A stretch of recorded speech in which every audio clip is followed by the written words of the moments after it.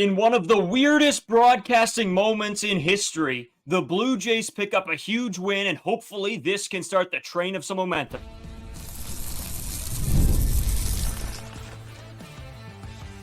You are Locked On Blue Jays, your daily Toronto Blue Jays podcast. Part of the Locked On Podcast Network, your team every day.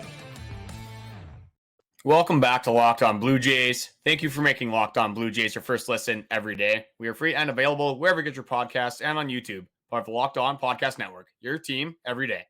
Today's episode is brought to you by FanDuel. Make every moment more. Right now, new customers get $150 in bonus bets with any winning $5 bet. That's $150 with any winning $5 bet. Visit FanDuel.com/lockedon to get started.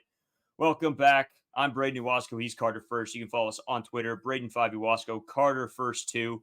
As well, you can follow us on Instagram and TikTok at Locked On Blue Jays. Drop a subscription here on YouTube if you're listening here on YouTube. Really helps us out, keeps us at the top of your guys' page. Much appreciated. We got a lot to get into. Let's start it off here. The Blue Jays pick up back-to-back wins coming off of the end of a series into a beginning of a series for the first time, and it feels like ages. And it is huge, I think, for this team's momentum. But Carter, we got to start with one of the weirder things that came out of today's baseball game, and that's the broadcast. This might be the first time ever that some fans were just not able to watch this broadcast. And then when they did get the chance to watch it, it was an absolute disaster zone for a bunch of innings. What were your overall thoughts with this game's broadcast? Well, I mean, for me, I was streaming the game, and for some reason, the commentary was at least like 10 seconds ahead of the actual game. So the pitch wouldn't even be thrown, and they'd say it was there was one where it was a Davis strikeout, and the pitch literally was not even thrown. I'm like, oh, on strike 3 to Davis Schneider, and I'm like, what are we doing here? Like, I wish betting was this way. I'd be throwing lines down like crazy, trying to make some money off of this. But it was absolutely insane. Yeah, like the Toronto Blue Jays tweeted, I think just before the game, our broadcast is experiencing technical difficulties due to a power outage in the truck compound at Comerica Park. This team is on site working hard to resolve this issue. Thank you for your patience. I'm like, that is just tough, man. Like if you were not able to watch the Blue Jays game because of this outage, I mean, we found our way around it pretty quickly. But from what I read on Twitter, in some areas they weren't able to watch the Blue Jays game at all, which is absolutely crazy to me. But I guess that's the good thing about living in Canada. I think there's multiple ways that we have access to that. I'm not sure how it was on SportsCenter. I think, were you watching on the TV today? Yeah, I watched. I wanted to see what happens with the broadcast. Again, like I said, when stuff like this happens, it's super interesting to me because obviously, I work with the Jet stuff. This stuff happens. We see a bunch of, different crazy things and the workarounds that sort of the team has to do. And of course, I work on the radio side. I have friends on the TV side, though. So if for those of you who don't know, everything that's from the game, from all the cameras, everything from the audio, all gets run through these trucks down below that actually use and send out all the content. And so, yeah, it happened. Both trucks were down. So it wasn't just the Blue Jays. It was also the Tigers truck as well was down. So big power outage. I mean, the odds of this stuff happening are so slim. And honestly, good on Sportsnet for finding a workaround. I mean, it wasn't great, but when stuff like this happens, I know when we do Blue Bombers games here in Winnipeg, we've had stuff like this happen when the connection drops, stuff like this doesn't work. You have to find different ways around it. And honestly, yeah, it wasn't great. It could have been better. All they would have had to do is probably put a delay on the announcers, but obviously that didn't happen. So yeah, it was a little bit of a rough going for a while where it's like the IKF home run and a swing and a drive and it's gone and the pitch hasn't been thrown yet. And so that's quite frustrating. But good for him getting the home run jacket as well with Vlad and Varsho as well. Big day for the home run jacket, Carter. Yeah, I guess there's not much to say about the broadcast. I don't know. I got one more thing actually here. I got a nice spin zone for the boys here. So I got a tweet from John Morosi saying the Toronto Blue Jays and the Tigers did not have use of replays or dugout iPads for most of Thursday's game. They scored 9 runs. Maybe you got to go back to the old school baseball. Maybe screw all these advanced statistics. You get information from your buddies. You get information quickly from your at bats. You pass it along. You guys make a game plan without the use of technology, and clearly it worked for the Toronto Blue Jays. So the spin zone is I'm out on technology. Technology's stupid. The Blue Jays should just go back and just actually watch the baseball game, use their eyes, John Schneider, and not rely on analytics as much. Yeah, you know what? I sort of like days like this. I know, obviously it's not the best for viewing purposes, but I think it loosens up the broadcast quite a bit, and they're having more fun with it. It just makes it sound a little bit more fun, and I think because everybody knows there's nothing you can do, it's just is what it is. And so I liked that part of it to say, I guess if there's a positive out of it, it seemed like a more fun broadcast, and it was quite entertaining today. Well, like you said, this stuff doesn't happen often, so I guess it is kind of like a nice mix-up. And I wouldn't say nice. I mean, it's good that what they did, at least they got something out for people, so they could at least watch the game. What I just ended up doing is I just turned off the announcers. I mean, I do that half the time anyway, so it wasn't really that big of a switch for me. But yeah, I just did after a while. I mean, the IKF thing was funny, but after a while, I'm like, okay, like, what are we doing here? There's no point even Yeah. I might as well listen on the radio at this point because like I'm getting a 10-second delay here. But saying that, I think we gotta move on to the actual game of baseball here. Yeah. The Blue Jays score 9 runs in the 3 out of the last 4 games.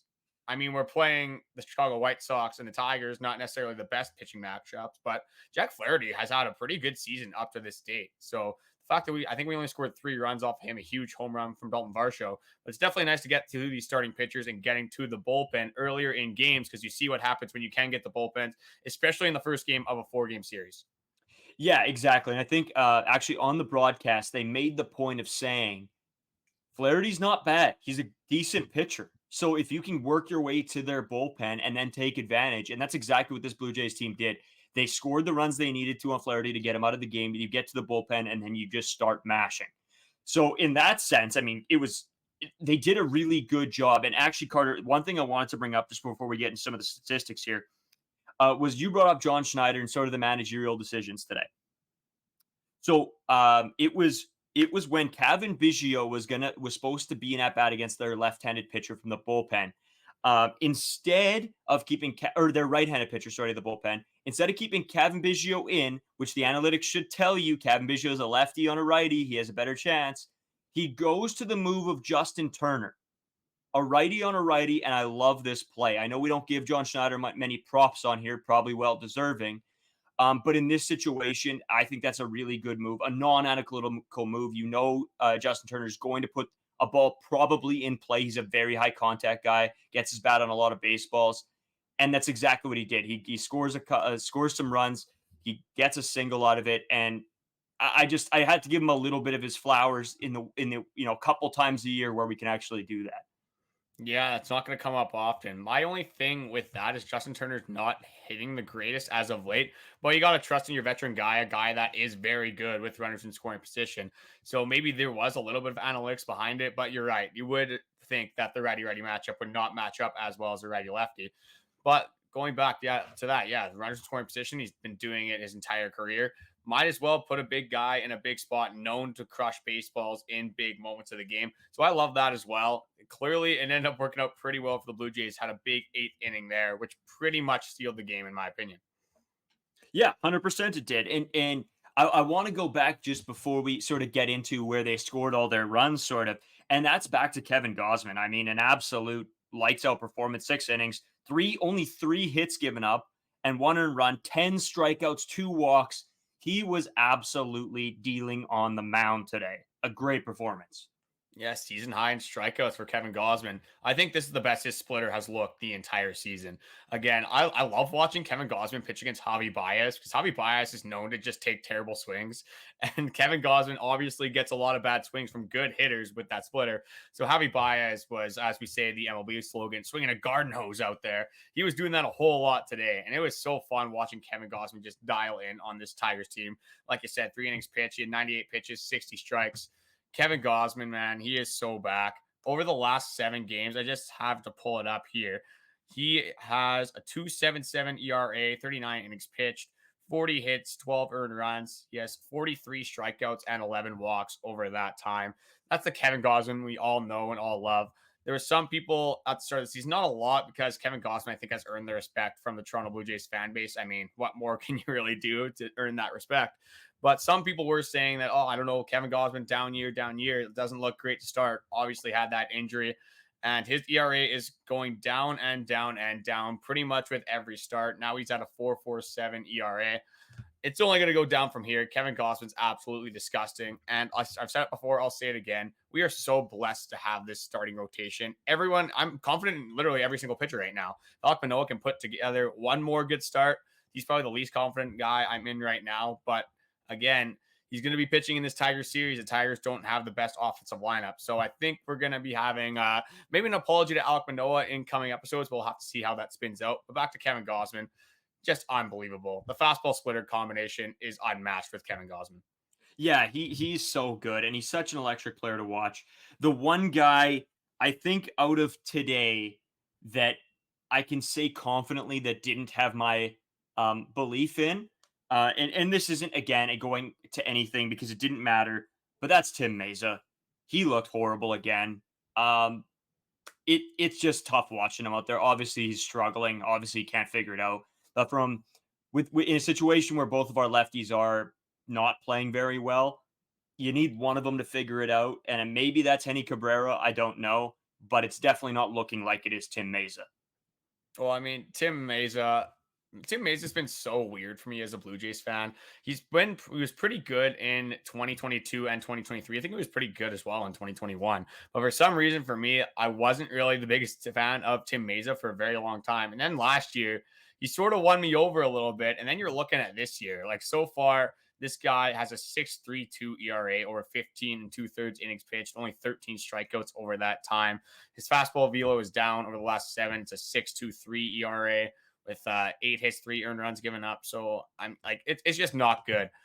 One thing I used to call him, I don't know if I want to bring this out yet, but I used to call him Tim Meatza because he throws absolute meatballs down the middle every single time. I don't want to get back there yet. Again, he has shown that he can be consistent, but right now, Tim Mesa is the guy in this bullpen that I have the least faith in every single time he goes out. Hopefully, he can change that, but it's not looking good for Tim Mesa. No, it's definitely not. And I guess just going over some players' lines here quick from the game. We don't need to go into it. We know what some of these guys did. David Schneider, again, not the best day at the plate. Drew a walk in a big situation. That's great. But I mean, 0 for 4 day. You're never going to be too thrilled with that. Danny Jansen, 2 for 4. Pretty solid day again for Danny Jansen. Nothing you can complain with from this guy. Uh Vlad, obviously huge day, 2 for 5 with his home run. Bo Bichette, 3 for 5. He looked so good. Even the balls that he got out on looked really good. This guy looks like he's back. He looks so much more confident in pulling the baseball. And when Bo's pulling the baseball, you know that he can still get to that outside pitch and drive it the other way. But when he has the pull pitch or the pull hit in his arsenal, he is such a devastating hitter, and he looks so good. And again, I know we're getting very fired up over beating one of the worst teams in the league, but we're starting to see signs. Like we said, I think it was like 2 weeks ago, Carter, we said we're starting to see signs from these big guys that they're starting to dial it back in. And if that's the case, maybe we can put those trading Bo and Vlad, rumors sort of out of our head a little bit. We'll have to see, obviously. Vogie went 1 for 3. Biggio obviously didn't get an at bat. Justin Turner 1 for 1. George Springer 0 for 3. He did get an RBI in a big spot too. So give him a little bit of props. I can't really give Springer a whole lot, but he did get the RBI. He just doesn't look that comfortable still at the dish. Yeah, I've said my piece on George Springer. I mean, I'm okay with it at this point if he's hitting 6, 7 in the lineup. Like, this is the guy that, again, you really hope can figure it out. You're never going to be able to take this guy out of the lineup, but he does play good defense when he does get on base, which hasn't been a lot. He is a good base runner. He's been stealing a lot of bases this year, actually. The problem is he's just not getting on base. If he was getting on base to his typical average, he would probably have 10, 12 stolen bases right now. But you mentioned Bo Bichette and how we mentioned that before, how his at-bats have looked better. I think I mentioned it in the Minnesota Twins series. And the stats are backing it up over his last 15. So over his last 15, he's 19, 458. That is an average of 328 with an OBP of 381 and a slugging of 500. This guy is, like I said, today, every single at-bat, every single out he had was hit hard. This guy, I don't want to say the B word yet. I'm not going to go that far with Bo Bichette, but his at-bats today looked unbelievable as well. One guy I did want to go over is IKF. this guy, every single out this guy had, it was a deep fly ball, which, okay, I don't know if that's a thing we can get used to for IKF, a guy that doesn't really hit for power. If that's Vladdy, you're probably a lot more excited than you are with IKF. But I mean, he hits that line drive home run. I think it was in the third inning there. And then he hits a triple to center field. Two triples over the last, I think, 3 days now, when we didn't have a triple throughout the entire season up to this time. So that's a little bit funny for IKF. But for a guy that I think it was last week we said was on a huge hitless drought, it's nice to see him starting to get himself back and start getting on this hot streak again. Yeah, he's going to be one of those guys, right? I think it's sort of, I think he's doing better than advertised, to be honest with you, this season. I don't think we expected a whole lot from IKF coming in. And now that he's playing for us, I'm way more happy with the signing than I probably was at the beginning of this season. IKF is that streaky hitter. He doesn't hit balls necessarily super, super hard, as the statistics back up. But he does his job. He plays his role, and he's playing his role well. Kudos to him. And another guy that I sort of got to give a little bit of kudos to is Kevin Kiermaier. That triple was so much fun to watch from him. When Kevin Kiermaier gets the Jets going, he flies around the bases.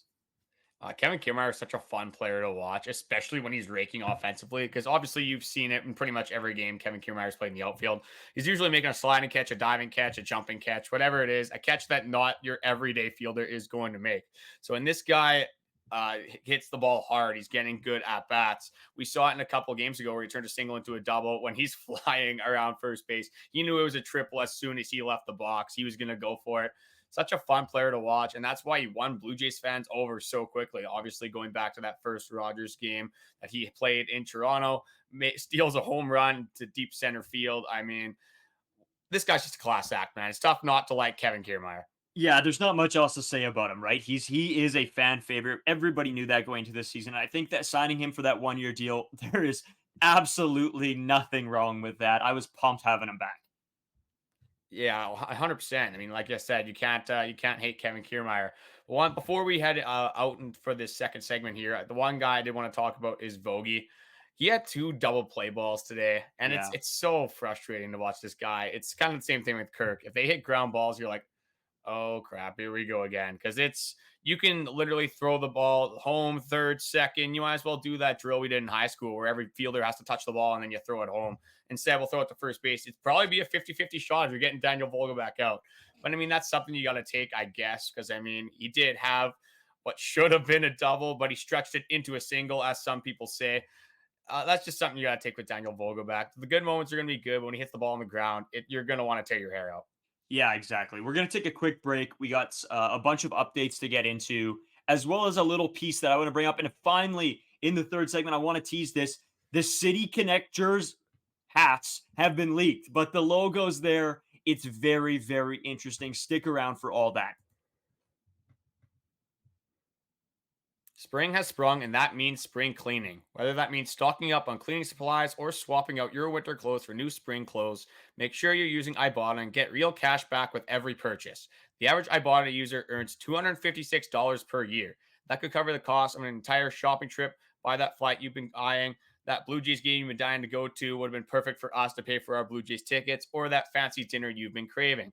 Other apps give you points that don't amount to much. With Ibotta, just add your offers in the app, upload your receipt, and you get real cash that you can cash out in your bank account, PayPal, or gift cards. Join the over 50 million savers and earn cash back every time you shop from over 2,700 brands and retailers, including Lowe's, Macy's, Sephora, Best Buy, and more. Right now, Ibotta is offering our listeners $5 just for trying Ibotta by using the code LOCKEDONMLB when you register. Just go to the App Store or Google Play Store and download the free Ibotta app to start earning cash back and use code LOCKEDONMLB. That's IBOTTA in the Google Play or App Store and use code LOCKEDONMLB. Get supplies from the site that's made for skilled trades, supplyhouse.com. Supplyhouse.com is the most reliable way to order plumbing, HVAC, and electrical products online. Their easy-to-use website is packed with helpful resources and the latest product info to help you get the job done right. Shop a complete inventory of over 200,000 parts from over 400 top brands and get your order delivered right to your door with fast shipping from coast to coast. Need help with an order? Get expert support and industry-leading services from the friendliest folks in the business and talk to a real person every time. Pros in these skilled trades can get you a competitive edge by joining supplyhouse.com's free Trade Master program. Every Trade Master gets access to a dedicated phone line, free shipping, and discounts on every order. Join the thousands of trade pros already benefiting from the free membership at supplyhouse.com/TM and order plumbing, HVAC, and electrical supplies from anywhere with just a few clicks at supplyhouse.com. Carter, I know you got a ton of updates to get to. We have, there's some news in the Blue Jays world, but the first thing I want to talk about, and I think this is huge, I mentioned at the beginning of the episode, it's momentum.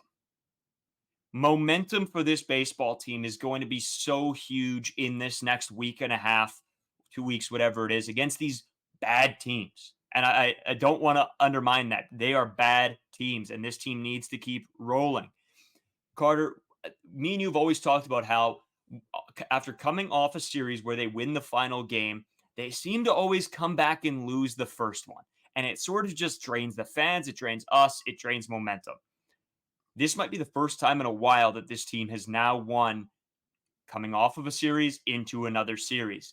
And maybe this is the spark turning point. I know we say spark and turning point a lot on here, but we're looking for something. Is this the possibility that this is the momentum turning point here for this team? Well, at this point, I don't care if the Toronto Blue Jays are beating a single A Florida Complex League team. At this point, you got to beat the bad teams. These wins count the same as if you beat the Orioles, the Dodgers, the Yankees, whatever it is. And the good teams beat the bad teams. And as this was a big question for me, honestly, going into these couple series coming up, if the Blue Jays don't beat up on these teams, I don't think you can say you got to beat the bad teams, because you could probably say the Toronto Blue Jays are just that bad team. But saying that, like I said in the first segment, we've scored 9 runs in the last 4 games. Not a lot of MLB teams can say that. And this offense, again, you're not going against the best pitching, but you still have to produce. You still have to get hits. You got to get runs. You got to drive runners in with runs in scoring position, 2 outs, all that kind of stuff. So again, I don't care who's on the mound at this point. You got to win baseball games. You got to win them now. This is a soft stretch in our schedule. And say the Blue Jays go on a massive streak here, that clubhouse, the vibes are going to be so high. So you start going into some games where you play divisional games. I know we have the Red Sox coming up in a couple weeks. I think the Orioles are soon as well. But anyway, you play a good team. You got to have confidence going into that. And this is the perfect opportunity for this team to build up some confidence. So when we get to these tougher teams, they're going to actually believe that they can win, rather than coming off of a series where they just lost 8 series in a row or tied. And then you're like, oh, when is this going to end? I think this is where we need to turn the season around, where they need to start winning and hopefully get to 500 by the end of this Pirates series. Yeah, I agree. This is the time where a momentum shift is huge, and if they can pull out a couple back-to-back wins or something like that, that's immense for this team. They need it so badly. And I don't know if it is the home run jacket or the City Connect jerseys coming up, or what the deal is. Bo and Vlad finally showing up or playing some bad pitchers. You pick one at this point. Whatever it is, it seems to be working right now. So we need to keep this rolling. But Carter, I got to throw it back to you. You got some updates for us. What's going on? Before I get into those updates, I just wanted to get into some quick stats with the home run jacket and without the home run jacket. So thank you to Blue Jays Muse for doing these statistics. But with the home run jacket, we have 228 games played, 7,763 at bats. These are big numbers. I know I'm having trouble reading them even. 312 home runs, 1,126 runs scored, a 265 average, 445 slugging, and 776 OPS. So without, we have 19 less games played at 209.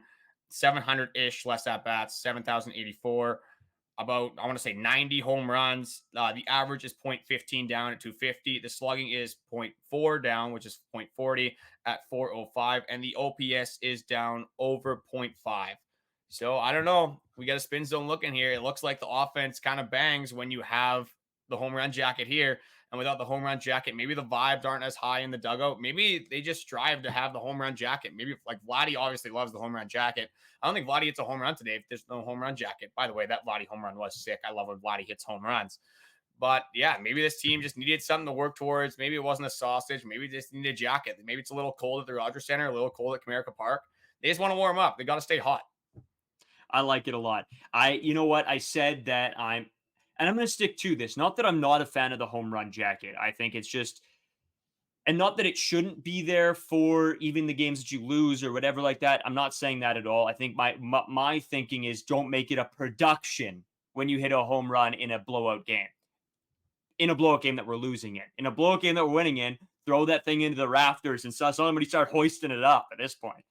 But I'm a fan of it. Listen, I love baseball, and I think it just goes back to, we played growing up. Everybody played baseball growing up, and you had fun in the dugout. You're tossing seeds at each other. We used to spick them at each other and stuff like that. It's guys having fun. It's still a game at the end of the day, right? But in saying that, it's still these guys' job. They get paid to do this. So when they're not playing bad, and then I have a gripe with this, it's going to come back to them having too much fun or something, probably. Yeah, you actually just reminded me something. I know we're pretty hard on some of the Blue Jays pitchers, some of the Blue Jays offensive players, but you did hit the velo machine at the Gold Eyes game today. I don't know if I'm going to expose you on this, but let's just say Okay, it's hold not up. great. Hold up. Okay, I haven't played in 6 years. I also no warm-ups coming off of me still trying to recover from Toronto. All right. Still trying to come from that broken collarbone you suffered in high school. The shoulder was tight still. I needed a few warm-ups. Just wait till I get you in the box. I'll be striking you out. They didn't have a 12-6 curve machine, so I couldn't see how much break I was getting. It doesn't matter how much break you have when you're throwing 40 miles per hour. That is an absolute meatball. Hey, like I said, come on, it wasn't 40 miles an hour. Like I said, they think they throw a little bit harder in slow pitch when they throw underhand than you did on that machine. But anyway, you can't hit in slow pitch anyway. Yeah, they call me Bichette because I go oppo. Anyway, I'm going to get into Ben Nicholson-Smith's updates here. We finally get some updates on Chad Green, Bowden Francis, and Yariel Rodriguez. So this is from John Schneider. Chad Green threw 12 pitches today and felt good. That's just a good sign to see. Chad Green can be a very high leverage guy for this team. It sucked not having him, especially when last year, obviously coming off of Tommy John, didn't have them for the majority of the year. So I want to see Chad Green pitch in the Toronto Blue Jays uniform for hopefully the rest of the season without any injury, knock on wood. Saying that, Bowden Francis, another guy. The Jays are now working through whether Green or Francis will need another AAA start or if they're just ready to go. So these guys are very close to coming back, which is great to see. You need a bullpen booster at this point, but then you got to get into the discussion where you're probably sending down Nate Pearson. You're probably sending down Zach Pops. They have options. But then you got Yariel Rodriguez coming up, and he's set to pitch in Sunday in Buffalo at least 30 pitches, probably 30 to 35. So there's going to be some interesting decisions being made coming up here. The one person that people are kind of saying that might get DFA'd, I'm not sure if this guy has options. I'd have to look into it more. Maybe I'll do that when I throw it back over to you, is Henny Cabrera, as we talked about on the last podcast. This guy, again, he's one of your lower leverage guys, but saying that, what's Yariel Rodriguez's role going to be? What's Bowden Francis' role going to be? That's another guy that he might just stay in AAA. Because if you're going to bring up Yariel Rodriguez, Bowden Francis has a very similar role to him, and you probably value a lefty more than you value a long reliever. So it's going to be interesting to see how the Blue Jays deal with that. Yeah, that's sort of the part to this, right? Is with Henny. I mean, we just have no lefties right now in this team. I mean, situationally, you need them, right? Yeah, you need them to be good, but you also just need them in general. So that's a huge piece to this. And I don't know, this bullpen has so many pieces, so many good pieces too. And I don't necessarily know if Yariel Rodriguez deserves to be sent down. I think he came out and had good outings. It's just too bad with the injury because I think he gave the mantle back to Alek Manoah. I mean, obviously we'll have to wait and see what happens, today in this next game. But I feel bad for him. I think he did everything that the Jays asked of him. So at the end of the day, I mean, we'll have to see. There's a lot of moving parts. Yeah, and I just looked into the Henny Cabrera stuff, and he does have an option remaining. But like I said, you're probably not sending down a lefty when you have a million guys that can do the same thing in this bullpen. But yeah, we're going to get some reinforcements on the way. The bullpen's been looking a little bit better recently for the most part. I think Eric Swanson's pitched 3 innings straight without giving up a run. Obviously, Yimi Garcia, we don't have to say anything about him. That guy's just absolutely disgusting. Jordan Romano, a little bit of a down year. Hopefully, he can turn it around. But again, if you can take a little bit of the pressure off Jordan Romano, if this offense can start hitting and you put Jordan Romano in apparently what he's the best at in his 3-run saves, again, that's just ridiculous. But I mean, we have to talk about it. But saying that, this Blue Jays team, again, I'm not going to get too crazy excited here because the Detroit Tigers are on a massive losing skid. I think it's 5 in a row now. let's make it 8. At this point, let's get a series sweep against the Detroit Tigers. We're going to have to see if Reese Olson pitches. That guy, I think he is 0-4. That's just the typical Yusei Kikuchi treatment. But I think he got hit in the hip last week. I can't remember what team he was playing. I definitely saw a highlight about that. So I think he is questionable for that start. Again, looking down, when you go all the way to the Pirates series, I looked into this. We missed Paul Skeens and Jared Jones. So we're getting pretty lucky. We missed obviously Tyreek Skubal here as well. So I don't know how the Blue Jays got this draw, but this is absolutely insane. I think we're missing Garrett Crochet as well. So again, you got to take advantage of going against these subpar pitchers. Again, as a baseball fan, I kind of did want to see Paul Skeens maybe throw a perfect game against the Toronto Blue Jays, but thank God in the terms of baseball and our record that we don't have to face that guy. Yeah, I'm with you. And you know what, Carter? We got a ton more to get into here, and I do want to save some time to give you guys a look at what possibly these City Connect hats are going to look like. I have them in here, so I'll throw them up on the screen as soon as we come back.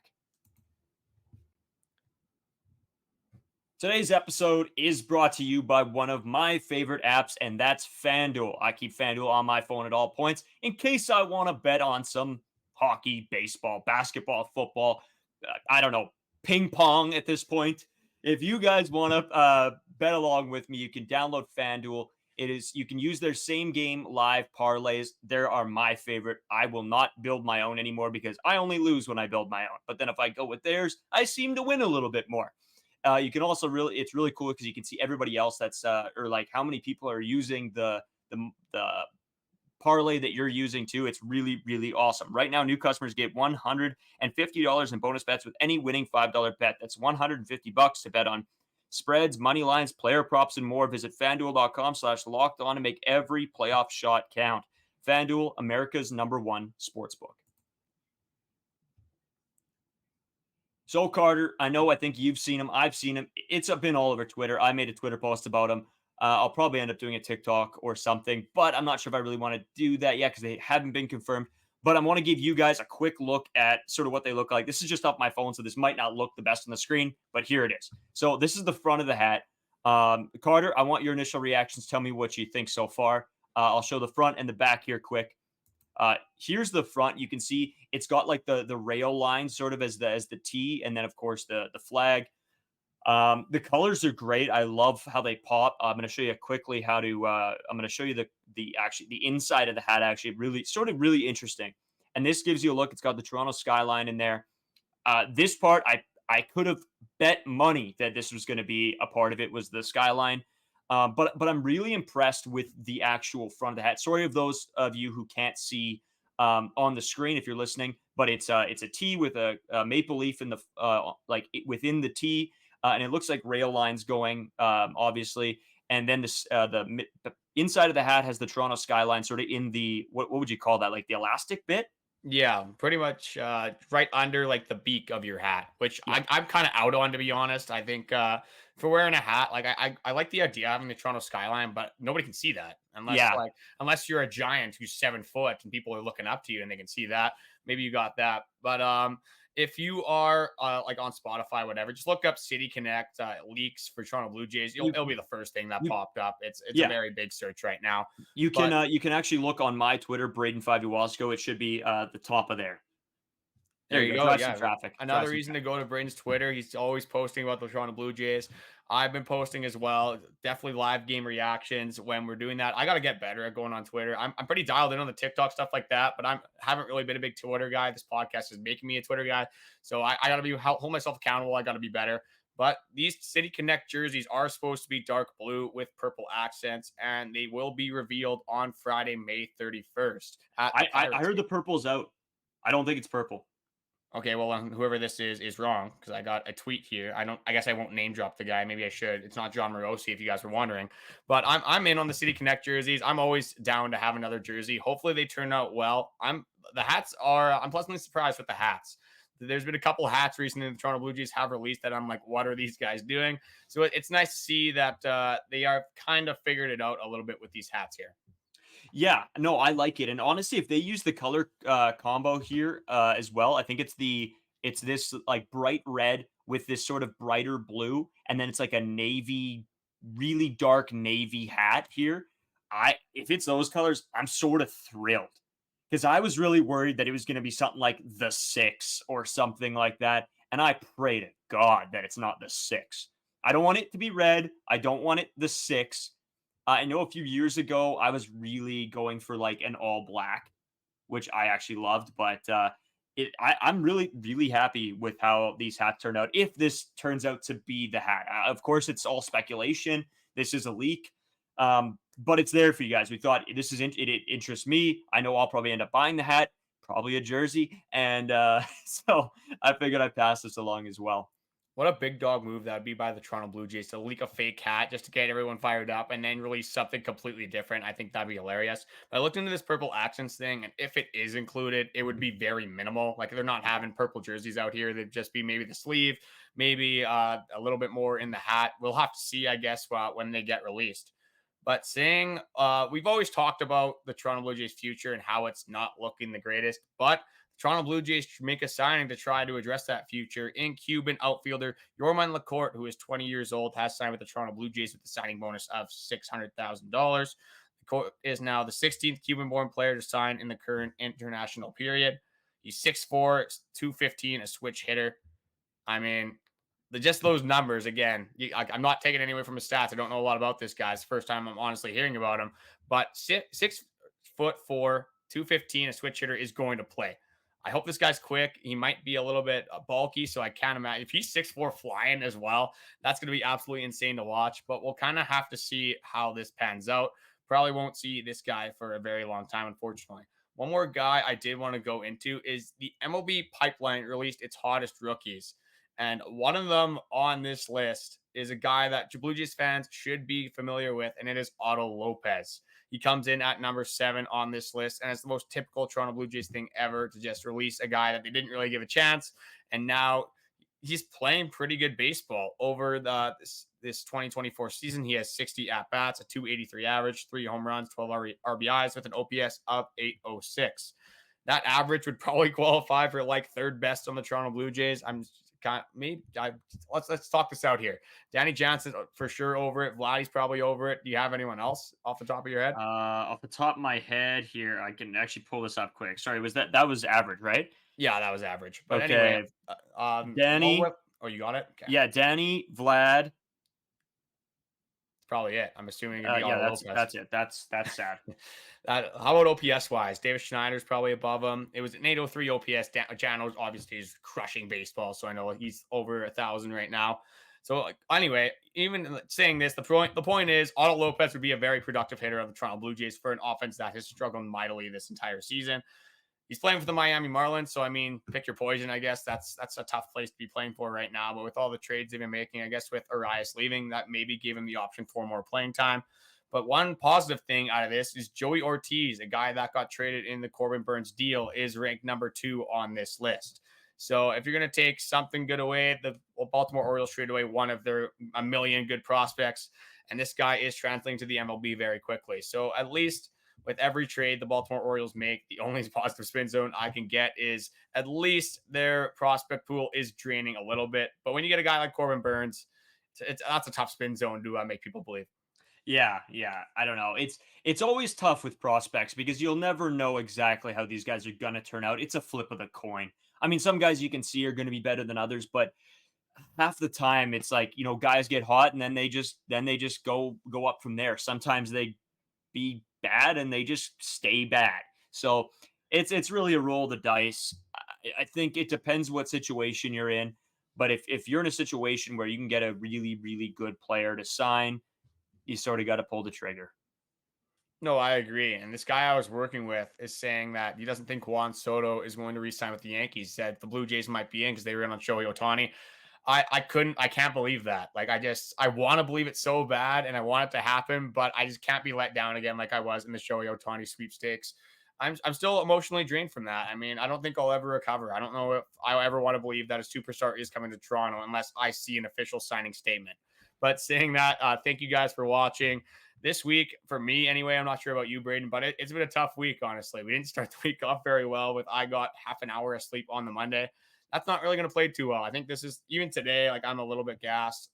For me, Thursday's episode. So when we record on Wednesday, that's probably the best I felt all week, which isn't great to say the least. Yeah, you know what? It was a tough week. It was us coming back absolutely drained. I mean, I had to go right to work pretty much off the airplane, so that killed me immediately. And then actually today, uh, I told Justin on the weekend, our roommate, I was like, "Yeah, let's go." Like, he wanted me to go to a Gold Eyes game. I'm like, "Absolutely, I'm in, no problem." Thursday, I got Thursday off, not a big deal. And then like I was up till like 3 o'clock. Well, I guess it would be 2 nights ago, and then I woke up at like 10 with Jap like banging on my door, and I'm like, "Oh man, I feel horrible." I got back from the game and I slept for like 2 hours. Yeah, you're on the night shift, so I can't really complain too much. But I mean, I'd pay a lot of money to wake up at 10 a.m. at this point. I've been on the 7 a.m.s. Well, I'm getting up at 6:45. I mean, which isn't crazy, but the adjustment period when you're staying out until 5, 6 a.m. in Toronto, and then you're all of a sudden waking up an hour later, that was a tough adjustment for me. But next week's gonna be better. But saying that, from the Toronto Blue Jays perspective, so far, again, we played the Chicago White Sox 3 times, the Detroit Tigers once, but we're 3 for 4 with scoring 27 runs, and that's you cut out one game, you're 3 for 3, you scored 27 runs. So again, you can't forget about that Garrett Crochet game. But I'm trying to be positive about this team, but I don't want to be like over the top. Like this team is back. It's not. I'm not going to say that yet. You are beating bad teams, but like we say, you got to beat the bad teams. These two games were the same as they would against the AL East leader in the Baltimore Orioles. Actually, I think it's the New York Yankees right now. But anyway, those are two good teams. These games were the same anyway. I want to take this opportunity to shout out the 24/7 Locked On streaming channel, whether it's Locked On Sports Today or the Amazon Fire TV's channel app, whether it's college sports, MLB, NHL, the NBA, or the NFL offseason with free agency. Perfect opportunity to check out expert analysis 24/7. I'm pretty much just ready to get into the weekend. I'm excited for Toronto Blue Jays baseball. I think it's Alek Manoah today, so I'm fired up. I want him to have such a good performance. Hopefully, the Blue Jays can win 3 games in a row and get to the coveted 4 that we have not seen this entire season. Yeah, we need it. We need it badly. I'm excited for the weekend too. I think I'm just gonna sleep and maybe play some MLB. That might be my weekend, but we'll see. I think I'm gonna go golfing Sunday and just sort of because I haven't played in like 2 weeks. And my game's gonna be horrible. And everything in my game started to feel better. I started to putt a little bit better. It's gonna be back to just nothing. I'm gonna be 4 putting holes again. Yeah, if you guys have seen this guy putting, it's a nightmare. It's like Daniel Vogelbach running the bases. That's how Yeah. I'll describe it. Can't miss a fairway with my driver. It's straight. It's hit well. My irons are hit well. My wedges a little rough, but they're okay. My putting, I could have the best hole of my life. I could be on the green in one and still on a par 5 and still like double bogey. It's terrible. Anyway, I want to say thank you guys for watching. Likes, comments, support are always appreciated. We have been posting on TikToks, YouTube, and Instagram Reels, so we're being very active on that, trying to get out pretty much one per day. When there's off days, we'll have to see what happens, but we do have our fan segments that we will be getting out eventually. We just saw to still edit those down. Yeah, you got anything else to add? I don't throw it back to you again, but I think we'll just kind of take it into the weekend. Yeah, let's take it into the weekend. Okay, we'll see you guys on Monday. Yeah, let's take it into the weekend. You want to take it into the weekend? Sorry, I'm going.